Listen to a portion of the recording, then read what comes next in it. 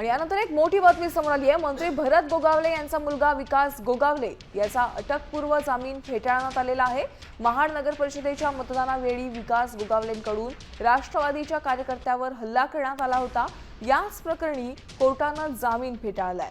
यावरून ठाकरे सेनेचे खासदार संजय राऊत यांनी हल्लाबोल केलाय। जामीन फेटाळल्यानंतरही गोगावलेंचा मुलगा फरार आहे, तर संजय राऊतांना काहीही माहित नाही, त्यांना रायगडमधील राजकारणातलं कळत नाही असं म्हणत भरत गोगावलेंनी हे आरोप फेटाळले। महाराष्ट्राच्या कॅबिनेटमधील एक मंत्री भरत गोगावले यांचा मुलगा फरार आहे। हायकोर्टाने त्यांचा अटकपूर्व जामीन सुद्धा फेटाळला, म्हणजे प्रकरण गंभीर आहे। मंत्र्यांची मुलं, मंत्र्यांचे भाऊ, तर त्यांना काय गृहमंत्री देवेंद्र फडणवीस आणि राज्याच्या पोलीस महासंचालकाने अभय दिलंय का?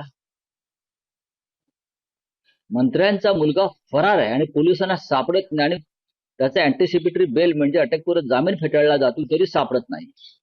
संजय राऊताला काही माहिती नाही आहे महाडमध्ये काय घटना घडली, काय नाही, कशी घडली, कुणाकडनं सुरुवात झाली हे त्याला काही माहिती नाही संजय राऊतला। परंतु जे झालं ते झालं। सेशन कोर्टाने जामीन फेटाळला, हायकोर्टाने फेटाळला, आम्ही ते मान्य करतोय।